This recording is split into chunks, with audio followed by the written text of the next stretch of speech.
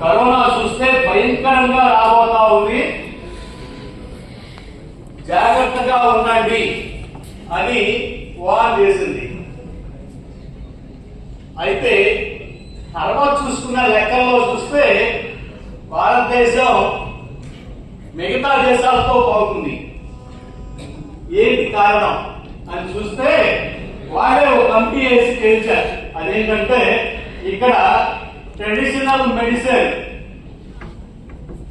బాగుండటం మూలంగా ఇక్కడ నష్టం బాగా గణనీయంగా తగ్గింది అన్న అంశం. దాంతో వరల్డ్ హెల్త్ ఆర్గనైజేషన్ చేసిన ఒక మంచి నిర్ణయం ఏంటంటే భారత సాంప్రదాయ వైద్యం మీద ప్రపంచంలో మొట్టమొదటి రీసెర్చ్ సెంటర్ గుజరాత్ భావనగర్ లో స్టార్ట్ చేయడం. ఎప్పుడు స్టార్ట్ చేసింది? 2 years అయింది. అయితే మీకు విషయం నేను చెప్పాలి. అదేంటంటే